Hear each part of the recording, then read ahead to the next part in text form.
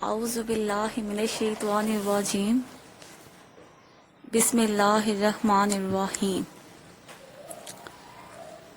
رب اشرح لی صدری ویسر لی امری واحلل عقدۃ من لسانی یفقہوا قولی رب زدنی علما۔ السلام علیکم ورحمۃ اللہ وبرکاتہ اسٹوڈنٹس، امید کرتی ہوں آپ خیریت سے ہوں گی اور آپ لوگوں کو جو ڈائری ملتی ہے وہ آپ لوگ اچھے طریقے سے یاد کر رہی ہوں گی۔ تو آج بھی جو آپ لوگوں کی ڈائری ہے اس کی طرف آتے ہیں۔ لیکچر نمبر 10 بدھ 13 مئی، اردو الف اور بے دونوں کی ڈائری ہے آپ کی، اور عنوان ہے نظم نمبر 3 اور گرامر صفحہ نمبر 13۔ جی، آج کی سرگرمی ہے کہ اس نظم برسات کے علاوہ کوئی اور ایسی نظم لکھیں جو مخمس کی شکل میں ہو، اور آپ کون کون سے خوش آواز پرندوں کے متعلق جانتے ہیں ان کے نام لکھیں۔ تدریسی مقاصد: ایسی نظم جس کا ہر بند 5 مصروں پر مشتمل ہو مخمس کہلاتا ہے۔ مخمس کے پہلے بند کے 5 مصرے ہم قافیہ ہوتے ہیں، جبکہ بعد میں آنے والے بند کے 4 مصرے ہم قافیہ ہوتے ہیں اور 5واں مصرع الگ قافیے کا ہوتا ہے۔ رباعی: ایسی صنف سخن جو 4 مصروں پر مشتمل ہو رباعی کہلاتی ہے، اور نذیر اکبر آبادی کے عوامی اسلوب بیاں سے آپ لوگوں کو متعارف کروانا ہے۔ نذیر اکبر آبادی 1735 کو پیدا ہوئے تھے اور 1830 کو ان کی وفات ہوئی تھی، اور ان کا اصلی نام جو تھا وہ ولی محمد تھا۔ آپ دلی میں پیدا ہوئے اور مگر عمر کا بہت زیادہ حصہ اکبر آباد میں گزارا، اس لیے اپنے نام کے ساتھ اکبر لکھتے تھے۔ بھائیوں میں صرف آپ زندہ رہے اور ماں باپ کی آنکھوں کا تارا تھے، یعنی کہ بہت زیادہ لاڈلے تھے۔ تو نذیر اکبر آبادی نے میر اور سدا، ناسخ و آتش، یعنی کہ ان شعراء کا زمانہ جو سا ہے وہ نذیر اکبر آبادی نے دیکھا تھا۔ انہیں عوامی شاعر کہا جاتا ہے کیونکہ انہوں نے اپنے کرب و جوار کے ماحول، اپنے عہد کے رسم و رواج اور تہذیب و تمدن کو بڑی عمدگی کے ساتھ اپنی شاعری میں ڈالا ہے۔ اچھا جی، اس کے بعد انہوں نے طویل اخلاقی اور اصلاحی نظمیں لکھی ہیں، اور ان کا جو ذہیم کلیات اردو ادب میں بہت بڑی اہمیت رکھتا ہے۔ تو آ جاتے ہیں شعر نمبر 1 پہ۔ شعر نمبر 1 جو ہے آپ کا، اس کا میں آپ کو تشریح بتا دیتی ہوں، ٹھیک ہے۔ مفہوم اور حل لغت آپ لوگوں کو اپنی سلائڈز پہ نظر آ رہے ہوں گے۔ تو یہ نظم نذیر اکبر آبادی نے لکھی ہے۔ اس نظم یہ اہیت کے اعتبار سے جو ہے وہ صنف ادب کے اعتبار سے رباعی ہے، اور اہیت کے اعتبار سے مسترز ہے، ٹھیک ہے۔ مسترز میں نے ابھی آپ کو بتایا ایسی نظم جس کے ہر بند میں 6 مصرے ہوں۔ تو شعر نمبر 1 کی تشریح میں آپ کو بتا دیتی ہوں کہ اس شعر میں شاعر کہتے ہیں کہ برسات کا موسم شروع ہو گیا ہے، ہوا میں ہنکی ہے اور ٹھنڈے ٹھنڈے جھونکے بہت پیارے لگ رہے ہیں۔ ہوا کے اوپر یہ جھونکے آتے ہیں اور سرسبز و شاداب کھیت جھومتے نظر آتے ہیں۔ یوں محسوس ہوتا ہے کہ ہر طرف سرسبزی اور شادابی ہے، جہاں تک بھی نظر دوڑائیں ہمیں ہر طرف ہریالی ہی نظر آتی ہے۔ شعر نمبر 2 پہ آ جاتے ہیں۔ شعر نمبر 2 آپ کا، بادل ہوا کے اوپر ہو مست چھا رہے ہیں، جڑیوں کی مستیوں سے دھومیں مچا رہے ہیں، پڑتے ہیں پانی ہر جا جل تھل بنا رہے ہیں، گلزار بیکتے ہیں سبزے نہا رہے ہیں، کیا کیا مچی ہیں یارو برسات کی بہاریں۔ تو اس شعر میں شاعر برسات کی بہاروں کے حوالے سے بات کرتے ہوئے کہتے ہیں، شاعر کہتا ہے کہ بادل ہوا کے دوش پر سوار ہو کر آ رہے ہیں اور اپنی مستیاں دکھا رہے ہیں، گٹائیں آتی ہیں مستیاں پھیلا کر، دیکھنے والوں کو بھی مست اور بے خود کر دیتی ہیں۔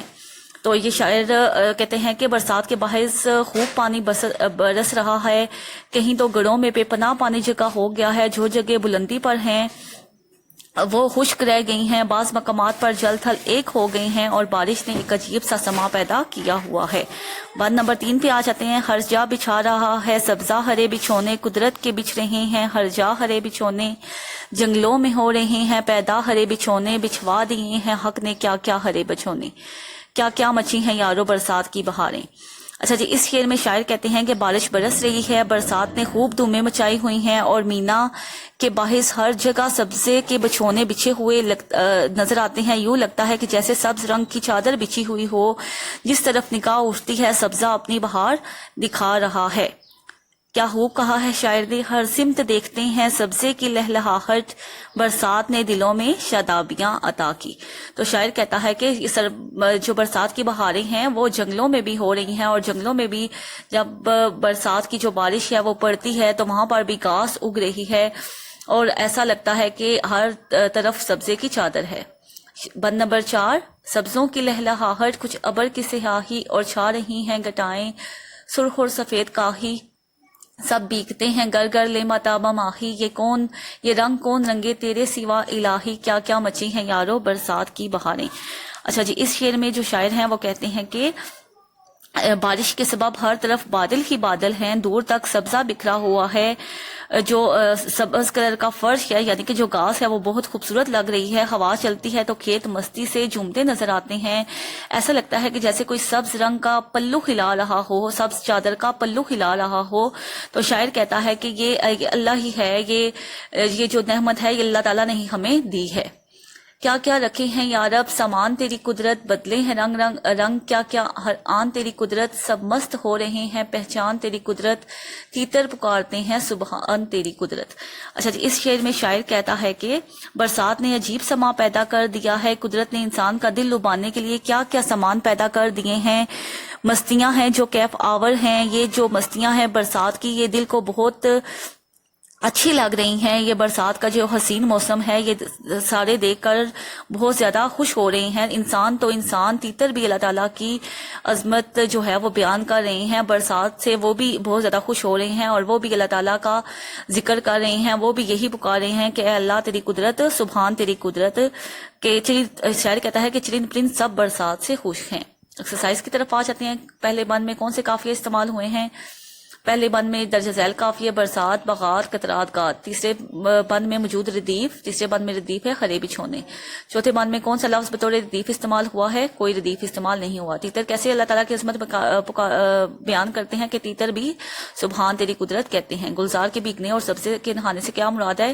کہ برسات کے باعث خوب پانی برس رہا ہے، باغ میں ہر طرف پانی ہی پانی نظر آتا ہے، بعض مقامات پر جل تھل ایک ہو گئے ہیں یعنی پورا باغ بھیگا ہوا نظر آتا ہے، باغات میں بارش نے عجیب سا سما پیدا کر دیا ہے، صرف گلزاروں تک ہی محدود نہیں بلکہ بارش تو ہر چیز پر پڑ رہی ہے، سبزے پر پڑی ہوئی گرد بھی دھل گئی ہے اور دیکھنے والے کو یوں محسوس ہوتا ہے جیسا کہ سبزہ نہایا ہوا ہو۔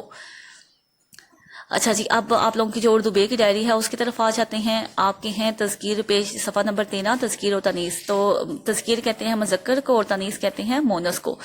تو عام مذکر وہ اسم جو کسی نر کے لیے بولا جائے اور مونس وہ اسم جو کسی مادہ کے لیے بولا جائے۔ تو یہ آپ لوگوں کے جو مذکر مونس ہیں، ٹھیک ہے، ماموں، ممانی، شوہر، بیوی، شہزادہ، شہزادی، خاوند، بیوی، باپ، ماں، بوڑھا، بڑھیا، میاں، بیوی، داماد، بہو، بہنوئی، بہن، نانا، نانی، بادشاہ، ملکہ، ابا، اماں، سسر، ساس، رنڈوا، بیوہ، دادا، دادی، یہ آپ لوگوں کے سارے مذکر مونس ہیں۔ اور جن جاندار مذکر اسموں کے آخر میں الف اور ہے ہو اسے یہ سے تبدیل کر کے مونس بنا لیتے ہیں، یعنی کہ جن کے آگے الف اور ہے ہو تو اس کو آپ چھوٹی یہ میں تبدیل کر کے مونس بنا سکتے ہیں، جیسے کہ لڑکا، لڑکی، بھتیجا، بھتیجی، ٹھیک ہے۔ تو یہ آپ لوگوں کے مذکر مونس ہیں۔